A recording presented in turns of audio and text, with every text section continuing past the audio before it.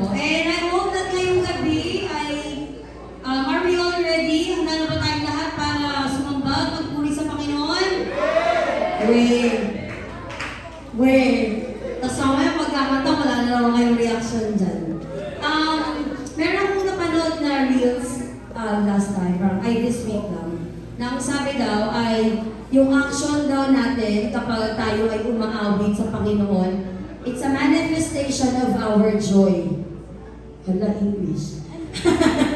Manifestation daw siya ng joy. So, ibig sabihin, kung talagang totoong joy yung nararamdaman mo, nararanasan mo habang kaya umaawit ka sa Panginoon, lalabas yan ang kusa sa actions ng katawan mo. Tama ba? Diba? Pag masaya ba kayo, anong itsura ng masaya? Sige nga, patingin ang itsura ng masaya. Pag masaya, anong itsura? Pag malungkot kayo, anong itsura nyo? Wala, di ba mukha kayong pinagbagsakan ng langit at lupa. Pero, ayun nga, habang tayo ay umaawit sa Panginoon, bilang yung mga songs na kinakanta natin, ay hindi lang naman siya basta awitin. Or katulad ng mga kanta kinakanta natin sa labas. Yung mga narinig natin sa TikTok, ganyan. Hindi ganun yung mga usual na songs. Yung mga kanta na yon ay mga awitin na nagpapaalala kung paano tayo dapat nagpapasalamat sa Panginoon. Tama ba mga kabataan?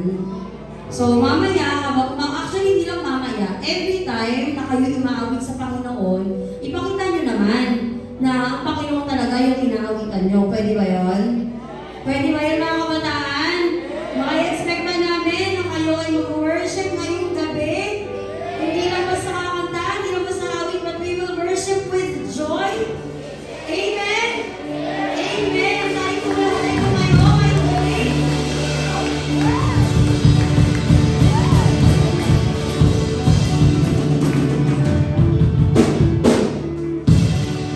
Before we start with this, can we just offer a short prayer bago tayo mag-umpisa ngayong gabi? Let's offer this to the Lord. Aming amang dakila, Diyos, tulingan ikaw ang Diyos na banal, buhay, at karapat-dapat sa lahat ng aming mga pagpupuri pagsamba. Salamat po sa iyo, Diyos. Salamat sa isang buong linggo na nagdaan. Salamat sa kalakasan mo. Salamat sa pag-iingat mo. Salamat sa karunungan, Panginoon. At salamat, Panginoon, na naririto po pa rin po kami upang magpaabot ng aming pong mga pasasalamat at pagsamba sa lahat ng bagay na ginawa mo sa aming pong mga buhay. Lord, we are praying na ngayong gabi, we will surely worship, honor, and lift your name your high, because you are the only God who deserves to be honored, Panginoon. Salamat po muli ang iyong mga sa lahat ng pagpupuri, pagsamba, pagtulungan natin sa tanging pangalan ni Jesus. Amen!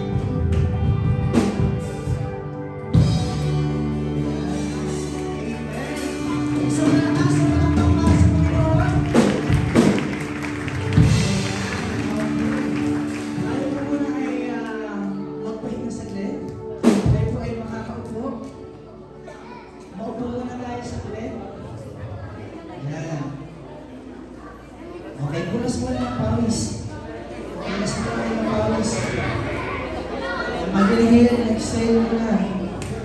Inhale. Hinga-hinga muna, hinga-hinga. Hinga-hinga po muna ang mga kabataan natin. Wait lang, hinga pa ng tubig guys.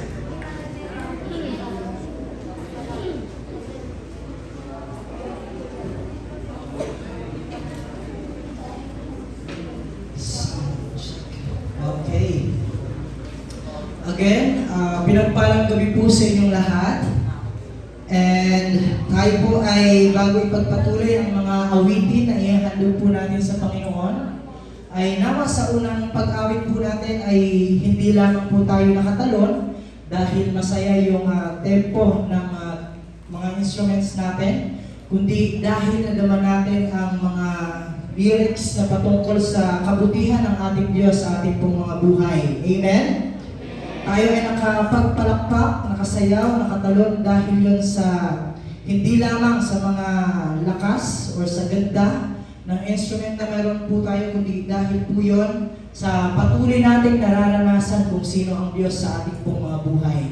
At ngayong gabi, bago natin ipagpatuloy ang ating pong pag-aawit, ay maupo muna kayo dyan ng saglit.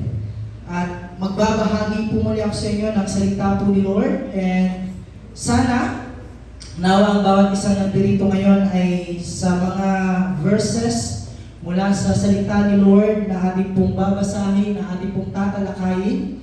Ang dalangin ko ay mangusap nawa si Lord sa inyo sa inyong pag-upo dyan.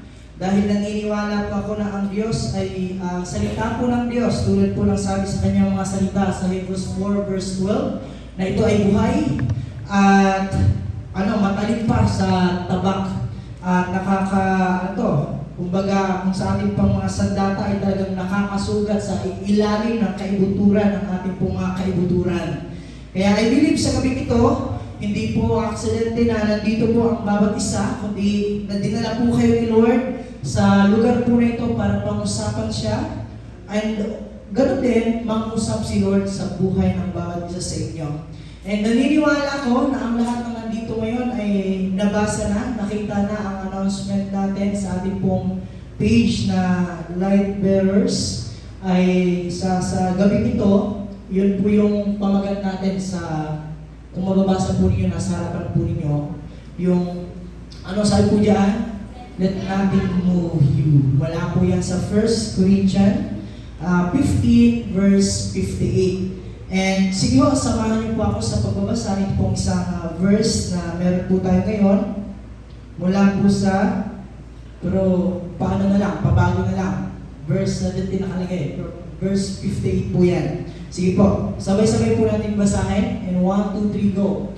Therefore, my dear brothers and sisters, stand firm, let nothing move you. Always give yourselves fully to the word of the Lord, because you know that your labor in the Lord is not in vain. So sa Tagalog po, sa Pinoy version, sabi po dyan, kaya nga mga kapatid, maging matatag kayo at huwag magpapatina.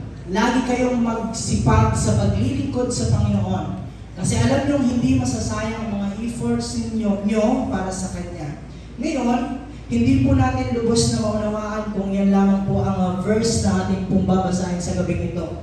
At kung alam po niyo, yan pong chapter 15 ng 1 Corinthians, ay ang nilalaman po ng mga sumunod po na verses po dyan, ay si Pablo po ay nag-preach patungkol po sa magandang balita, which is the gospel na ating pong napag-aralan ng mga nakaraan. And I believe sa lahat ng kabataan nandito ngayon ay alam nila kung ano ang gospel. Alam nyo kung ano ang magandang balita na ating pong tinutukoy ngayon. Walang iba kundi ang Panginoong Hesus, buhay ng Panginoong Hesus. Tinuro ni Pablo dyan sa mga nauna, sa mga taga-Corinthians. At ito pong mga tao dito ay mga Christian na ho.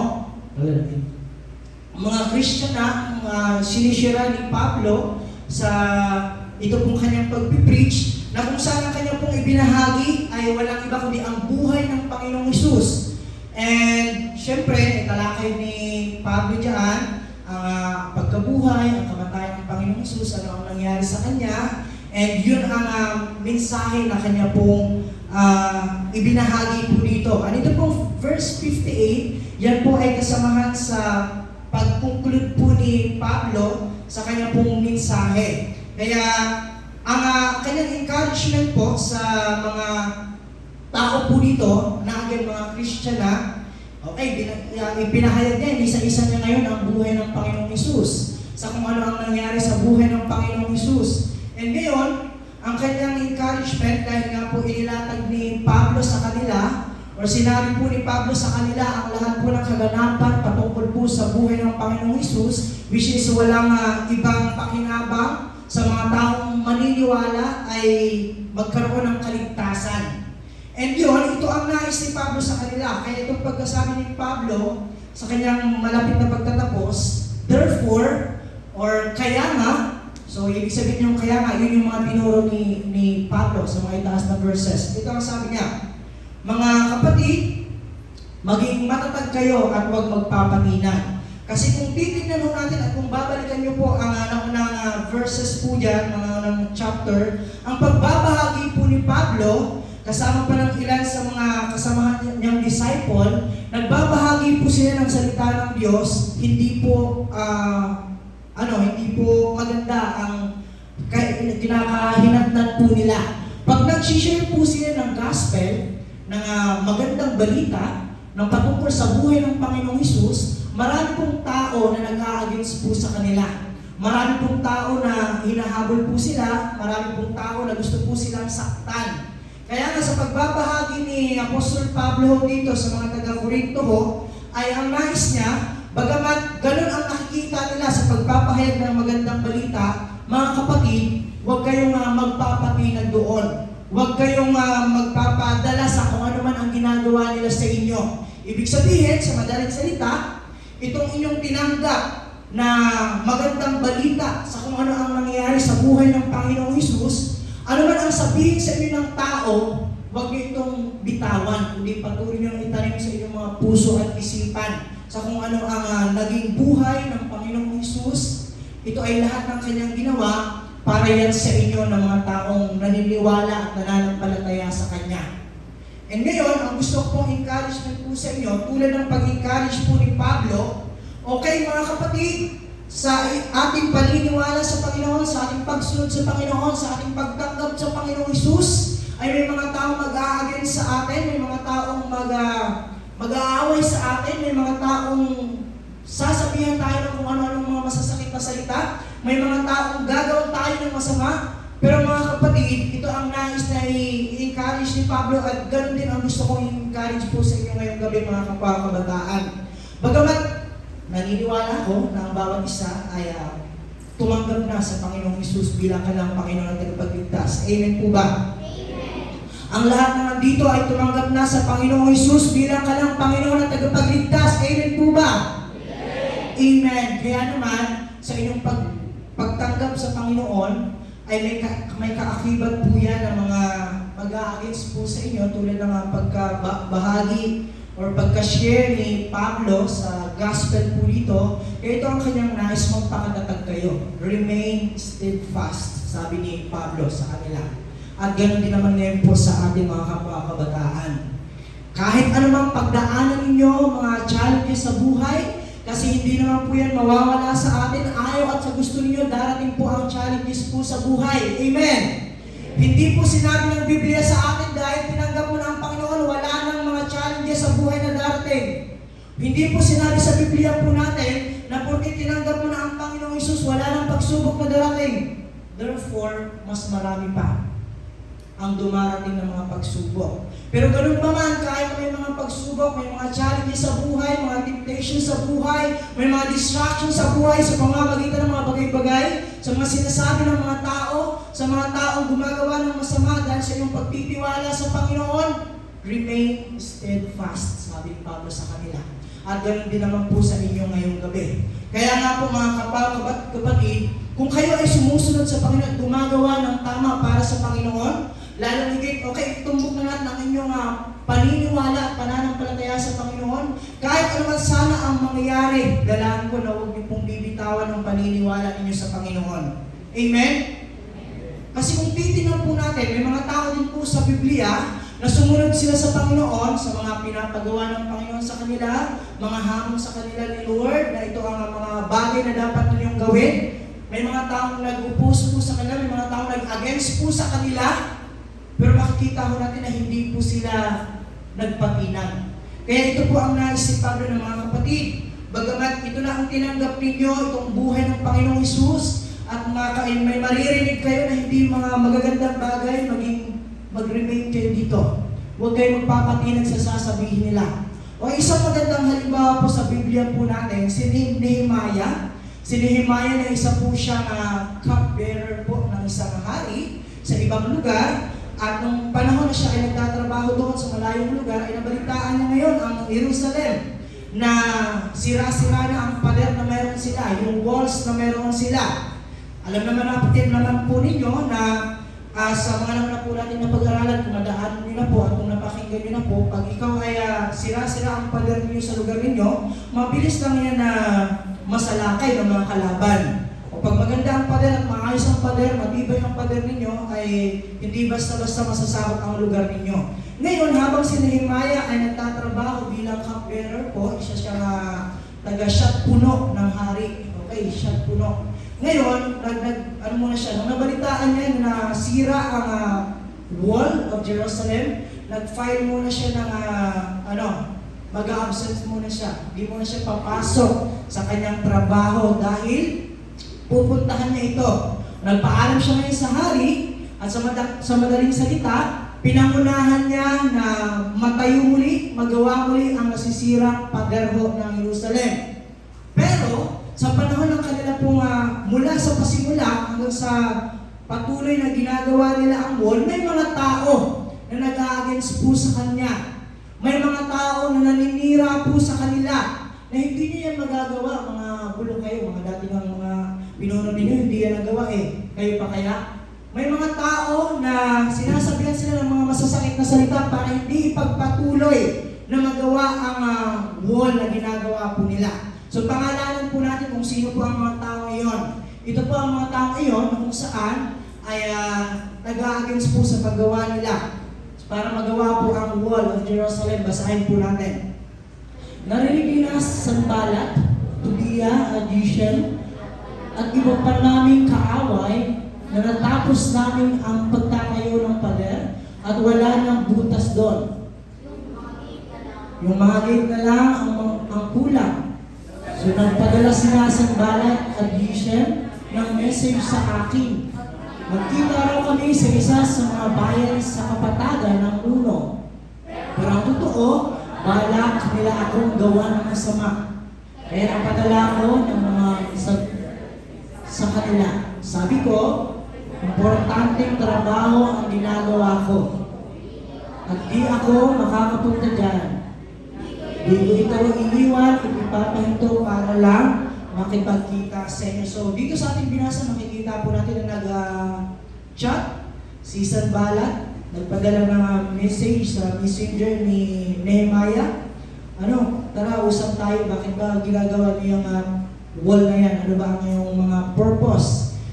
Magkita tayo dito sa kapatagan ng Uno. Pero, ano ang sagot po ni Nehemiah sa invitation ho nitong mga taong ito na magkita sila sa Uno? Sabi ni Nehemiah, no. Ayan. Ayoko. Kasi alam niya na, kasi yung lugar po na ito, sa Jerusalem, malayong lugar po ito. So, ibig sabihin, itong mga taong ito, ang hangad talaga, hindi lang para makausap talaga itong si Nehemiah, kundi para matigil itong wall na ginagawa po nila. Para hindi na maipagpapatuloy itong pong kabutihan na ginagawa nila para sa Israel, na maipatayo muli ang wall. Pero makita po ninyo, hindi po siya nagpatinag.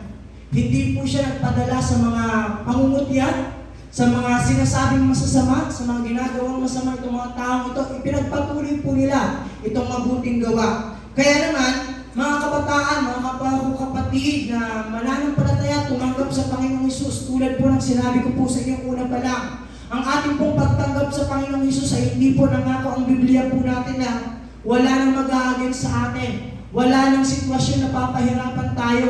Wala nang mga pagkakataon na ida-down tayo. Therefore, sabi nga po dito sa 1 Ang pangalawang Timoteo, in fact, everyone who wants to live a godly life in Christ Jesus will be persecuted. Hindi pinangako ng ating pong Biblia na pag kayo ay naging Christian ay wala na masamang mangyayari sa inyo. Pero ang katotohanan kung sino mang mga kabataan na naghahangad na mamuhay ng merong godly life na sumusunod sa kay Panginoong Hesukristo ay makakaranas po ng persecution. In short, may mga bagay po tayong pagdadaanan pa rin. Madadanas pa rin tayo ng hirap. Dadanas pa rin tayo ng mga sitwasyon na hindi po pabor sa atin. Yan din ho ang pagpapaalala ho ni Jesus mismo sa kanyang pong mga tagasunod, sa kanyang pong mga disciples. Sabi ni Jesus dito po sa Matthew 10, verse 22, "You will be hated by everyone because of me." Dahil sa akin. And pagpatuloy po natin, but the one who stands firm to the end will be saved. Ganito rin po ang ibig sabihin, ganito rin po ang pagka-encourage po ni Jesus sa kanyang pong mga literal na mga sumusunod sa kanya ng panahon na yan. Okay mga disciple, itong pong pagsunod ninyo sa akin ay may mga tao na sasabihan kayo ng hindi maganda. May mga sitwasyon sa inyo na mangyayari na hindi pabor sa inyo. Pero bagamat ganyan ang mararanasan niyo sa inyong pagsunod sa akin, dahil sa akin, mag-stand firm sana kayo. Tulad ditong pag-encourage ni Pablo dito sa mga mananampalataya sa Corinthian. Kayong mga tao, mag-stand firm kayo, magpakatatag kayo. And ganoon din ho, sa iba pang mga bahagi po ng Biblia po natin. Ganoon din po ang pagka-encourage. Tulad ditong panahon na si Pablo pa rin, kasama si Bernabe, ay nandoon sila sa lugar ng Oconio ba yun? Oconio. And nandun sila, nagsishare, nagbabahagi ng salita ni Lord. Ngayon, ay ang mga tao doon, mga ilang hintil, ay hindi naniniwala sa kanilang pag-share ng magandang balita. At sa katotohanan, ina-against pa sila. Sinusulsulan ng mga tao doon na, ano yun yan, pagbabatuhin yan, mga bulag yung mga sinasabi nila, hindi yan totoo. And pumunta sila ngayon sa lugar ng Derbe. And meron doong may kapansanan at pinagaling nila and gumaling. So humanga sa kanila ang mga tao. Sabi ng mga tao, ay bumaba ang Diyos natin na kumakatawan sa mga tao ito. Kasi pinagaling nila yung may kapansanan na matagal ng may kapansanan. Ngayon, ang mga tao yon ay niluhuran sila, hinandugan sila, and ito pong si Pablo at si Bernabe ay siyempre, dahil alam nila ang katotohanan na walang dapat yukuran ang mga tao, walang sambahin ang ibang tao, kundi ang Diyos lamang. So sila na mismo nagsabi, "Hoy mga tao, hindi po kami Diyos. Huwag nyo kaming handugan, huwag nyo kaming pag-alayan, kundi ang Diyos lamang na nasa langit." And ngayon, pagpunta nila sa lugar po na ito, ay maraming tao na tumanggap sa Panginoon. So sa lugar na ito, nagbahagi sila ng magandang balita, nag-share sila ng gospel, maraming tao ang naniwala, tumanggap sa Panginoon bilang kanilang Panginoon at tagapagligtas. And ito ngayon ang naging encouragement po nila. So pakibasa po natin. Strengthening the disciples and encouraging them to remain true to the faith, we must go through many hardships to enter the kingdom of God, they said. So doon sa mga taong tumanggap sa Panginoon, nung nag-share po sila, ay ito ang encouragement nila. Daranas kayo ng mga hardships sa buhay. At sa katotohanan, mga kapatid, mga kabataan, itong mga pagsubok sa buhay, itong mga shaking sa buhay na pinaparanas po ng Panginoon, pinapahintulutan din po yan ng Panginoon. And ito po ang encouragement ko sa inyo. Oo, ang katotohanan sa ating mga buhay dahil nandito pa tayo sa mundong ito, dumaranas tayo ng mga bagay-bagay na minsan ay kinakadaon po natin. May mga bagay, may mga panahon, may mga pagkakataon na ang ating pong kalagayan ay hindi maganda. Ang ating kalagayan ay hindi po pabor sa atin. Pero huwag niyong hayaan na sa mga pinagdadaanan po ninyo ay hindi po ninyo makita ang Diyos. Dahil ang Diyos ay nangungusap din ho sa mga bagay at sa pagkakataon na kung minsan ay nasishake na po kayo. Amen? Huwag niyong hayaan na mas makita po ninyo ang malaking sitwasyon, yung mas malaking hamon kaysa sa malaking Diyos na mayroon kayo. Kasi ang mga naunang pagturo ni Pablo, ito nilatag ni Pablo sa kanila. Okay, ito tinanggap niyo ang Panginoon, nagbigay sa inyo ng kaligtasan. Kaya kung ano mga pagsubok na yun, huwag niyong hayaan na mas makita ninyo ang malaking problema. Sana sa malaking problema ay mas makita ninyo ang malaking Diyos na mayroon kayo. Amen! Huwag kayong magpapadala sa shaking na yan. Dahil sa shaking na yan ay nangungusap din si Lord. Naniniwala po ba kayo dyan? Mga kapwa kabataan, ito po ang sasabihin ko po sa inyo habang inaaral ko po ito, na-realize ko po sa aking sarili, sa mga pagkakataon na sa palagay po natin ay nahihirapan tayo, sa mga panahon na parang nasishake tayo sa mga sitwasyon na meron po tayo sa mga tao na nasa paligid po natin, hindi po talaga tayo pinaparusahan o pinapabigatan po ni Lord. Hindi po. Okay, para mas marinig po natin. Okay, mas marami dito ang mga estudyante nag-aaral. Mga teachers po ba natin, nagbibigay sila ng mga activities, nagbibigay sila ng mga assignments para po ba pahirapan tayo? Hindi po, para matuto tayo. Amen? Hindi sila nagbibigay ng mga activities, okay, mga projects para pahirapan po tayo. Binibigay nila yan para matuto tayo mga kabataan. Amen po ba? Ganun din po kay Lord. Hindi niya yan binibigay para pahirapan tayo. Binibigay ni Lord yan para mas tumatag tayo. Amen! Ganun po sana ang pananaw ninyo sa shaking at sa mga problema. Sabi nga po dito, the deeper problems we face and the worst feelings we encounter sa ating pong paglalakbay sa buhay po na ito bilang mga kabataan, this is the best way para ho palakasin at patatagin ka po ng Panginoon. Amen? Kaya kung meron pala tayong mga pagsubok sa buhay, may mga pinagdadaanan po tayo sa buhay, may mga problema po tayo sa buhay, yan pala ay isa sa kaparaanan ni Lord para makita kung sino po talaga tayo. Yung minsan naramdaman mo na parang ang diin-diin na ng mga pangyayari sa buhay mo, yung nararamdaman mo parang lahat na ay nararanasan mong hirap, lahat na ng pag-push ay nararamdaman mong pinupush ka para pahirapan, nagkakamali ka kapatid. Ba ang puno, kung nakakapansin kayo ng mga puno, mga kabataan, habang sila ay lumalago pataas, hindi nyo alam kung ano po ang pinagdadaanan nila. Mas lumalalim po ang ugat nila sa ilalim po ng lupa. Amen? Ang mga puno, paano sila lumalalim? Ang kanilang pong mga ugat ay mas lalo pong pinupunta po doon sa ilalim. Kaya po, kung makikita po ninyo, yung puno ko, kung bakit po sila lumalago, dahil po, pinagdadaanan po nila na ang kanilang mga ugat ay dumaan po sa kailaliman po ng lupa.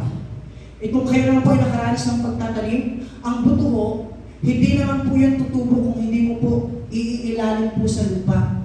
Hindi naman po yan tutubo kung nandiyan lang po yan nakahang po sa hangin. Ang buto, yan po ay tutubo once po na iyo pong nilagay po sa ilalim po ng lupa. Amen? Okay, kung sino po dito nakakalat po ng ubas. Yan yung ubas ho, pag nilagay niyo po yan sa table, 1 week or 2 weeks, ano po yan, masisira. Diba nasisira? Inuuod at nabubulok. Pero yung ubas, once na prinis mo yan at iyong pong diniin at pinika, nakikita niyo po kung ano ang halaga niya, mas nagmamahal. Pag mas pinipika yung ubas, nakikita ang halaga niya. Amen? Ganon din po sa atin. Kung may mga pagsubok na parang pakiramdam mo, pinipika ka na, pinagpala ka kasi darating ang panahon, makikita kung ano ang halaga na meron ka. Amen? Amen po ba? And this an experience ko din po sa amin, kung minsan wala kaming pangbayad po sa palay, ang tawag doon? mag-harvest po ng palay, tapos ipupunta mo sa tawag sa gilingan. Ang tawag gilingan, para matanggal yung kulay dilaw, para bigas na lang ang pakuha. Pag wala kami pambayad, ang ginagawa po namin, binabayo po namin yan. Binabayo po namin yan. Pagkatapos, ay nilalagay po sa nigo, kung ano po yung nigo. Hindi sa Pinas. Yung ginagamit para takpan yung mga ulan na natitira. Nilalagay po yun yung palay na amin pong binayo. Sinishake po namin yun sa nigo, yung tawag po sa nigo. Ginagamit po yun. Shit. Oh, bila ko yun. Bila ko dito sa inyo. And, ginagawa yun para mahiwalay yung ipa sa totoong bigas. Amen? Nabigay po ninyo? Sa ating pong buhay, darating mga sitwasyon na parang nasishake tayo, hindi para pahirapan tayo, para makita lang ang totoong kung sino ho tayo. Amen? Kung may mga pagsubok, may mga sitwasyon na parang hindi pabor sa atin, hindi pala yan. Para talaga pahirapan tayo, sinishake tayo para makita ang totoong kaloob-looban natin kung sino po tayo. Amen po ba? Kung darating sa pagsubok, ikaw po ba ay hihiwalay, titigil at magpapatina? Pero sana mga bata dito ngayong gabi ay sinasabi sa inyo ni Lord, dumanan po kayo sa mga pagsubok, dumanan po kayo sa hirap, dumanan po kayo sa mga sitwasyon na hindi po pabor sa inyo, huwag kang magpatina, kundi magpakatatag ka. Amen? Huwag magpapatinag, kundi magpakatatag. Kasi kapwa ko mga kabataan, minsan, sinishake po tayo ni Lord para mas mapalapit pa tayo sa Kanya. Pinapahintulutan ni Lord na ma-shake tayo sa mga pinagdadaanan po natin para mas mapalapit po tayo sa Kanya. Amen? Kaya huwag niyong hayaan sa mga sitwasyon na meron po kayo ay mas mapalayo kayo kay Lord. Kundi sa mga pinagdadaanan po ninyo, hindi ko man alam kung ano mga pinagdadaanan po ninyo sa buhay, sa pag-aaral man ninyo, sa papa man ninyo, sa mama man ninyo, sa mga trabaho man po ninyo, sa mga pangarap man po ninyo sa buhay, sa mga ministry man po na meron kayo, hindi ko man yan alam. Pero kapatid, marahil ay nangungusap si Lord sa iyo ngayon. Pinaparanas niya yan sa iyo para mas mapalapit ka sa Kanya, hindi para mas mapalayo ka sa Kanya. Amen? Uulitin ko, pinaparanas siya ni Lord, hindi para lumayo ka sa Kanya, kundi para mas mapalapit ka sa Kanya. Amen po ba tayo doon? And ngayon, ito pa ang sasabihin ko po sa inyo. Tulad po ng naging bahagi po ni Pablo, tandaan po niya sa mga nauna, yun po ang pagpapahayag niya ng mga taga-Corinthians. Kayo ay mga minahal ng Panginoon, dumanas man kayo ng mga pagsubok, magpakatatag kayo, huwag kayong masira, huwag kayong masiraan ng loob. Kaya itong pagpapatunay po sa ating mga kapatid, oo, totoo man na may mga panahon na dumaranas tayo ng mga pagsubok, ayaw man natin sa hindi. Darating talaga tayo doon, pero ito ang sasabihin ko po sa inyo. Nawa mga kapwa kabataan, ang tunay na relasyon niyo sa Panginoon, yan ang magpapatatag sa inyo anuman at sa anumang pagkakataon ng mga sitwasyon na dumating sa buhay po ninyo. Amen? Sige nga po, basahin po natin ng malakas yan. 1, 2, 3, go!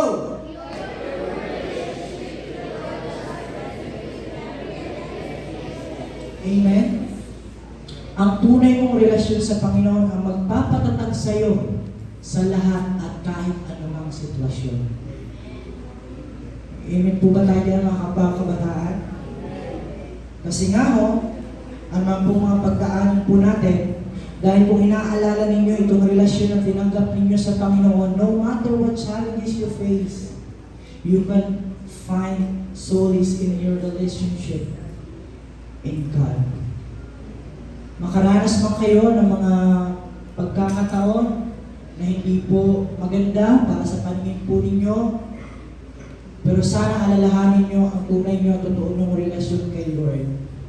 Sa gayon, pagkamat may sitwasyon, may mga pagkakataon na hindi po pabor sa inyo, makakaramdam ka pa rin ng kapanatagan, makakaramdam ka pa rin, makikita mo pa rin, matatagpuan mo pa rin ang kapayapaan dahil naalala mo ang relasyon mo kay Lord. Amen? Kaya nga, ganyan din po ang pagka-encourage po ni Apostol Pablo sa kanila pa rin sa pangalawang sulat niya.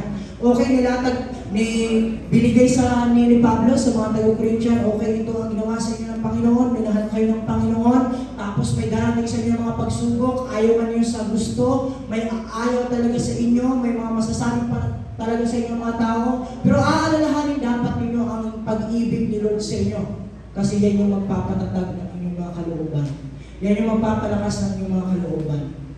Ang tanong sa ating mga kapwa-kabataan, may totoo bang relasyon sa Panginoon? Ikaw, yung sarili mo. Pakita nyo nga ang sarili mo. May totoo ka bang relasyon sa Panginoon? Kasi kung may totoo kang relasyon sa Panginoon, hindi ka masisiraan ng loob. Amen? Kasi minsan rin ituro sa atin sa pagmamahal ni Lord sa atin, wala nang makakapagpahiwalay pa. Ang mga pagsubok, ang mga malaking pamahalaan niya, ang mga kapangyarihan ng wala nang makakapagpahiwalay sa atin. Kaya ganyan ang pagpapaalala niya. Dahil sa pag-asa namin iyan, sa pagmamahal ni Lord, nalakas ang aming loob. Amen? Ay, ito pa isa sa kagandahan, minsan din nabanggit po ni Apostol Pablo. Oo, yung mga pagsubok sa buhay na dumarating, pero yung pagsubok na naranasan nyo, nararanasan din yan ng ibang tao. Hindi lang ikaw ang nakakaranas niyan. Pero, tatandaan po niyo, tapat ang Diyos sa pangako niya. Hindi niya papayagang masubo kayo ng higit pa sa kaya nyo. Pagdating ng pagsubok, bibigyan niya kayo ng lakas para makayanan ito at paraan para malagpasan ito. Kaya mga kapatid, huwag niyong sasabihin, yes, I made it. Ganun yung announce natin ng mga nakaraan. Yes, I made it. Nagkakamali ka. Hindi dahil sa'yo, kundi dahil sa Panginoon. Amen? Hindi dahil malakas ka, hindi dahil matalino ka. Nung panahon ng sisimula po, iiyak-iyak ka kasi may problema ka sa paaralan. Diba nung nasa kalagitnaan ng inyong mga SEM, ay iiyak-iyak ka, nalulungkat ka, at parang sabi mo, ayaw mo nang pumasok, yung sabi mo, parang titigil ka na lang. At ngayon, akalain mo, graduate ka na, tatapos ka ng pasokan. Hindi dahil sa'yo yan. Dahil kay Lord yung kapatid. Amen? I-congratulate mo muna yung mga nasa tabi niya. Moving up nila yung district ko. Tapos na. Congrats mga kapatid. Yes! Ang dati grade 7 na hindi mo mapasok, grade 8 na ngayon. Woo! Yung nag-1 day noon, ngayon ay grade 9 na. Woo! Yeah?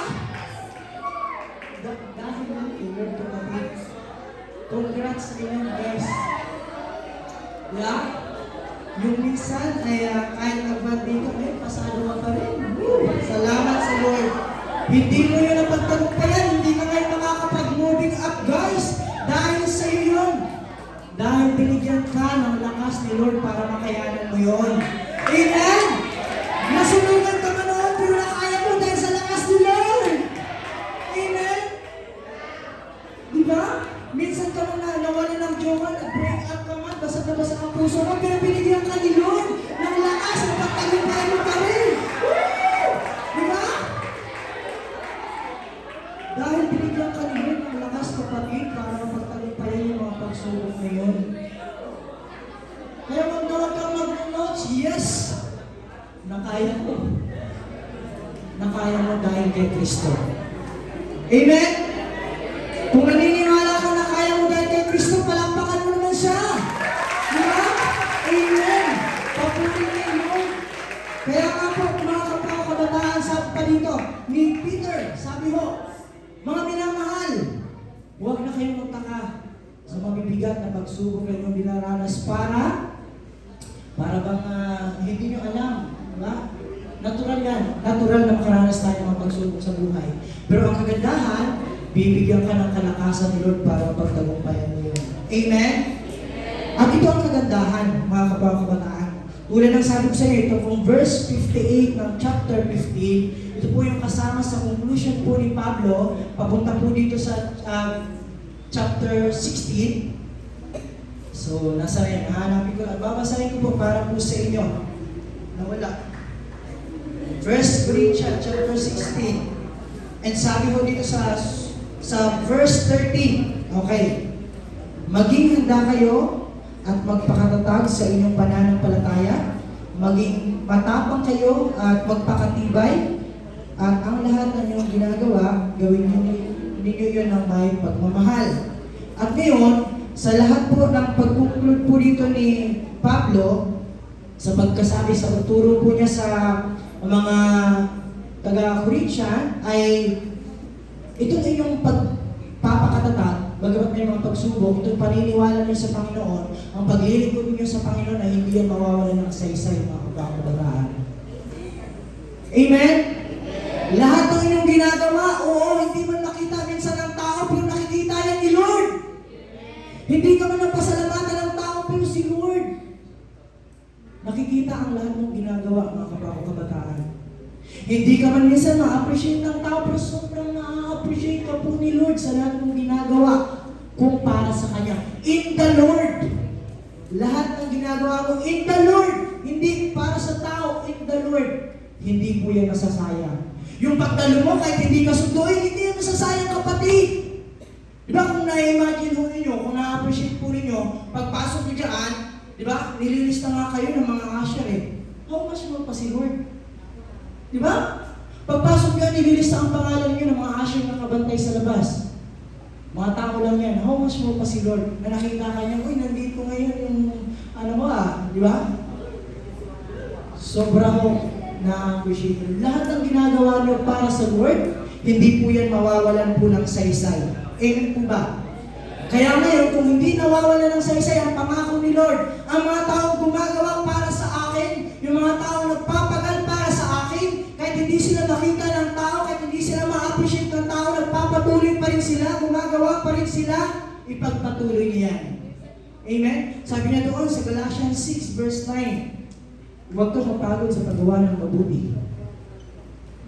Okay, sabi diyan. Okay, pakabasa po natin ang sabay-sabay. Let us not become weary in doing good, for the proper time we will reap a harvest if we do not give up. Kahit na may mga tao na mag-uupos sa'yo, may mga tao na mag-aagin sa'yo, huwag kang magpapatinag sa kanila kasi dating ang panahon, aanihin mo rin yung mabuting ginagawa mo para kay Lord. Amen? Palakpakan nyo naman si Lord. Diba? Bakit? Sige, papatunayan pa namin sa ibang aklat na ang mga ginagawa mo ay hindi yan masasayang, yung mga gawa mo ay nakikita yan ni Lord kahit hindi ka makita ng tao kasi makataruhan si Lord. Sabi niya sa Hebrews 6 verse 10, God is not unjust. He will not forget sa mga ginagawa mo. The love you have shown Him as you have helped His people and continue to help them, nakikita yan ni Lord. We want each of you to show this same diligence to the very end so that kung ano man ang mga bagay na inaasahan nyo ay makakamta ninyo. Amen? Kung hindi kayo magsasawa sa paggawa ng mabuti, Tagalogin natin para sa mga kabataan na meron tayo dito. Maganda rin naman sa pagkasabi sa Tagalog. Sabi diyan, hindi unfair ang Diyos. Hindi niya kakalimutan ang trabaho ginawa niyo. At ang pagmamahal ay pinapakita niyo para sa Kanya nung tinutulungan niyo ang mga kapatid, gaya ng ginagawa niyo pa rin ngayon.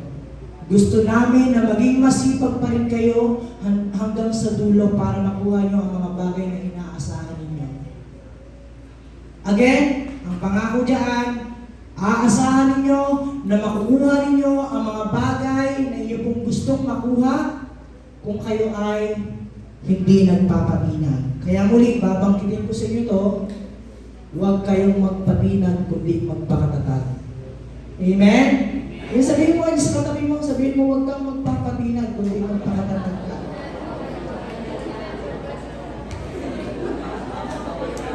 Amen? Okay, tapos na tayo.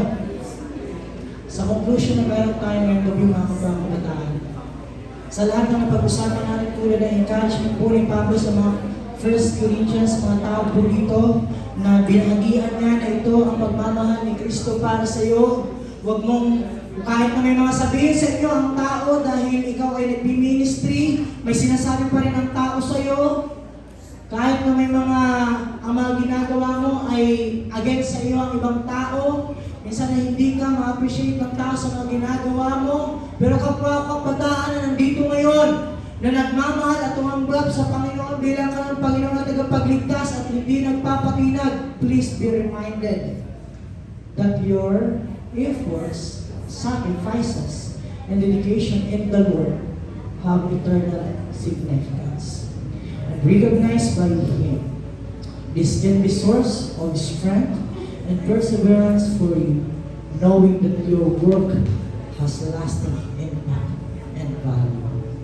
Ngayon, ang ginagawa mo, muli, naramdaman mo minsan na hindi ka napasalamatan ng tao. Minsan mo naramdaman na parang hindi ka na-appreciate ng mga ginawa mo. Nakikita po yan ni Lord. Hindi po yan masayang. Kahit na may panahon na hindi pabor sa'yo, nagpatuloy ka pa rin. May pagkakataon na parang ang lungkot-lungkot mo pero papatuloy ka pa rin. May panahon na parang napapakiramdam mo, down na down ka na, pero umakatid ka pa rin. Pumupunta ka pa rin sa gawain, kahit na minsan ay may mga panahon, nag-away ang mga magulang mo, di ba, minura-mura ka ng mga magulang mo sa bahay ninyo, di ba, nakikita mo kung paano nagkakagulo sa bahay, pero umakatid ka pa rin ng simbahan. Dumadalo ka pa rin sa mga gawain, kahit walang nagsusundo sa'yo. Nakikita yan ni Lord, kapatid. Itong anumang ginagawa mo ngayon para yan kay Lord, oo, may mga tao may nagsasabi na hindi maganda sa'yo, hindi ka namin siya ng mga tao. Kapatid, huwag mo sanang kalimutan na sobrang na-appreciate ka ni Lord. Pagod mo, pag-antok mo, diba, mga bagay-bagay sa buhay na pinagdadaanan mo. Again, yung shaking na nararanasan mo hindi talaga para kahirapan ka. Hindi para patatagin ka ni Lord. Ngayong gabi, napaalalahanan po tayo ng mga pagsubok sa buhay, eh, hindi po talaga mawawala. Kahit anong iwas natin, kahit anong gawin natin, nandiyan po talaga, dumarating po talaga sa punto na may mga sitwasyon na mahirap. Pero ang paalala lang sa atin ngayong gabi,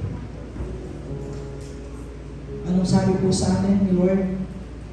Kaya ang ating naging pamagat, lead natin mo lead.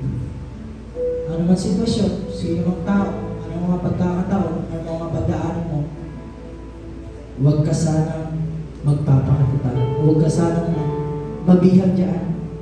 Kaya ngayong gabi, tandaan mo ang salitang ito at itayo mo sa puso ko. Number 1, be unshakable. Pangalawa, be immovable. At pangatlo, be unstoppable. Kahit anong shake sa'yo, huwag kang magpapashake. Kahit anong pilit na galawin ka ng mga sitwasyon, pagkakataon ng mga tao, huwag kang magpapagalaw. Magpatuloy ka sa paggawa ng mga buti. Huwag kang magpapatigil. Dahil your labor in the Lord is not in vain. Amen? Kaya ang lahat ay inaayahan kong tumayo. Panginoon, aming Diyos na dakila, salamat sa iyong mga salita. At sa gabi ito, salamat sa pagpapaalala po ninyo. Panginoon, nakikita mo ang aming mga puso, ang aming mga isipan, ang aming mga pinagdadaanan, mga sitwasyon na hindi po pabor sa amin, Panginoon. Naniniwala kami na nakikita niyo po ito, O Diyos.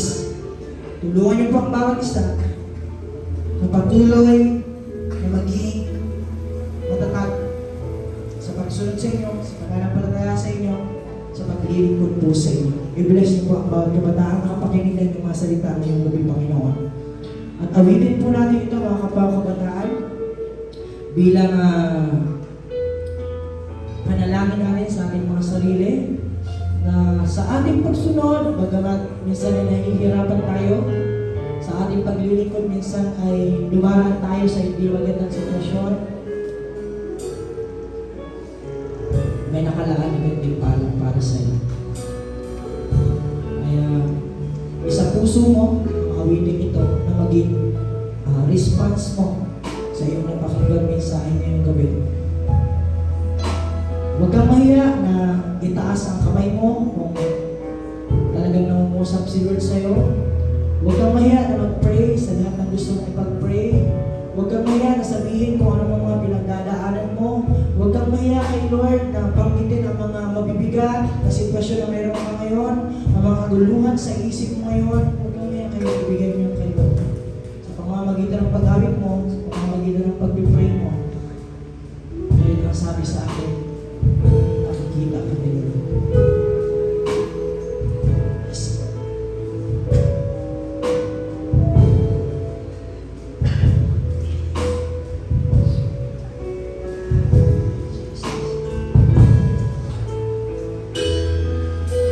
Marami kang nagdala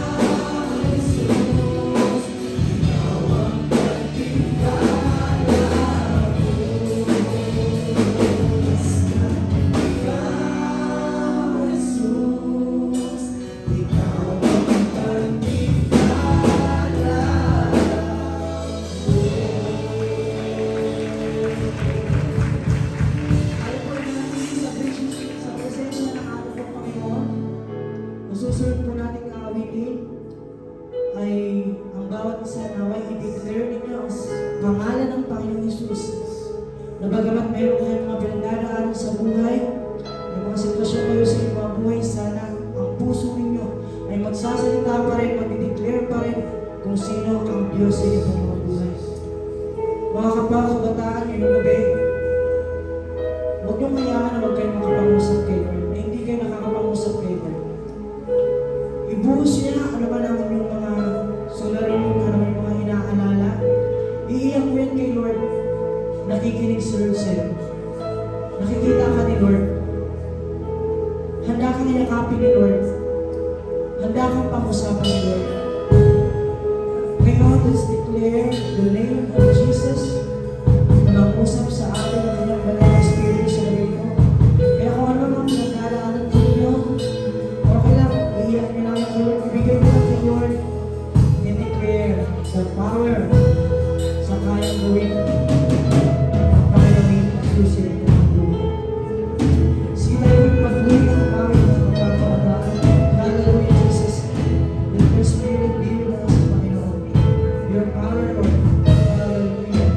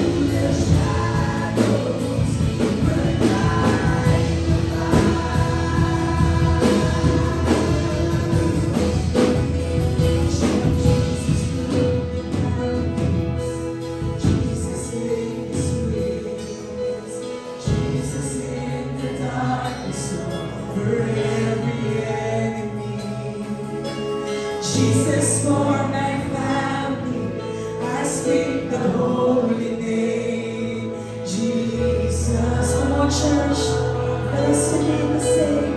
Shout Jesus from the mountains. Shout Jesus from the mountains. Come on, church, let your voices be heard. Jesus in the darkness over every edge. Jesus for my family. Jesus for my family. I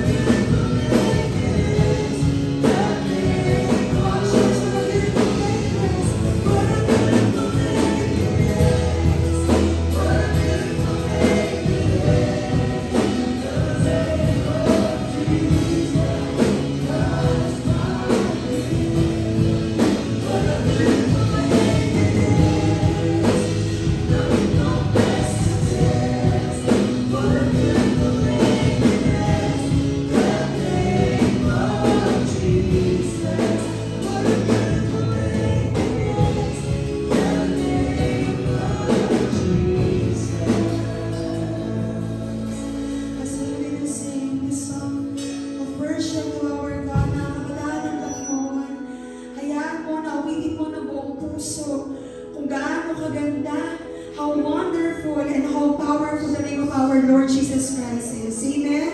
Amen. Hayaan natin sa pagkakataong ito, we experience the Holy Spirit as we sing this song of worship that we are about to offer to our God. Hallelujah, Panginoon namin Ama. Kayo ang Diyos na patuloy ko na pumulong sa lugar pong ito.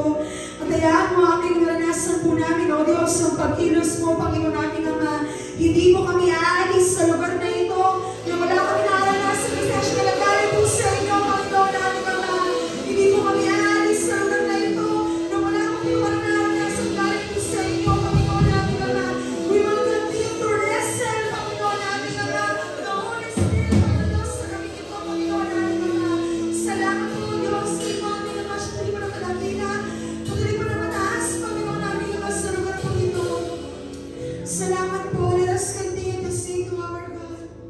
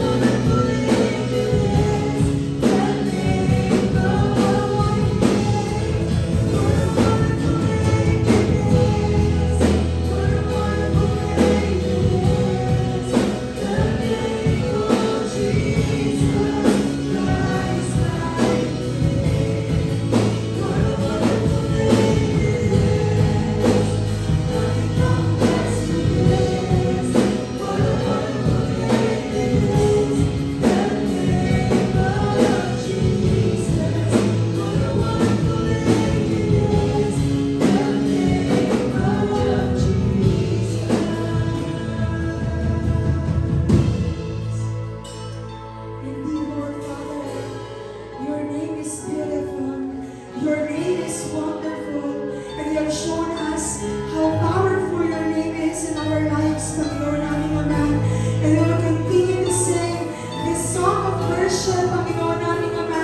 Continue to fill this place in our presence, Panginoon. Tuloy mo, O Diyos, sa pasasya ng lugar ko ito, Panginoon namin Ama. At kami, O Diyos, ay magpumuli sa inyo. Kami, Panginoon namin, sasayaw sa inyo, Panginoon namin Ama. Nakilala na pangalan mo, marapat-dapat, O Diyos, sa lahat ng pupuri, sa lahat ng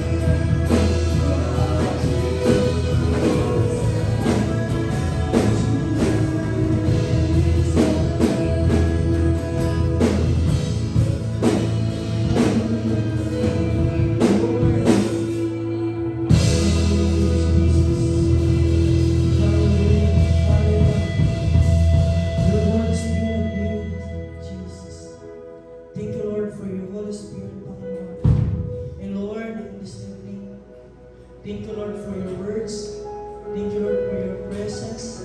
Thank you, Lord, for your Holy Spirit, Panginoon. Salamat sa inyong pong pangungusap. Salamat sa inyong pong muling pagpadama kung sino po kayong Diyos sa ating mga buhay. And Lord, sa mga kabataan po nandito ngayon, I declare and I speak in the name of Jesus. Ano po ang kanilang naging panalangin, ano po ang kanilang pong maging naging pakuusap sa inyo. In your name, Jesus, Lord, sa pamamagitan ng dakila at makapangyarihan ng pangalan, ikaw ang Diyos ang nagbibigay ng kapayapaan sa mga puso, sa mga isipan. Ang Lord, Panginoon, ang inyo po, ang kanilang pong pinagdadaanan. Ikaw ang Diyos ang siyang muling patuloy magpapaalala sa kanila. Thank you, Lord, for your promises, Panginoon, na ibinigay ngayong gabi. Salamat po, Panginoon, dahil ikaw ang Diyos ang tumatagpo sa bawat puso na nabibigatan, sa bawat puso na may mga pinagdadaanan, sa bawat puso na may sakit na nararamdaman, Panginoon, sa bawat puso po, Diyos, na naghahanap sa inyo. Salamat dahil ikaw po ang natagpuan po nila. Ginawa, hindi lamang sa lugar po nito maranasan ka ng mga kamagami ito, kundi sa mga paglabas, sa kanilang mga tahanan, sa mga paralan, sa mga puso ng puta, mararanasan ka po nila. Sa inyo po namin, Lord, ibinabalik ang lahat ng aming pagpupuri, ang lahat ng aming pagsamba, ang aming mga awitin na namin, Panginoon, ang lahat po ng pagpapasalamat, ang karangalan ay sa inyo lamang, Panginoon, namin pagpagligtas. Amen. Amen. Amen. Amen.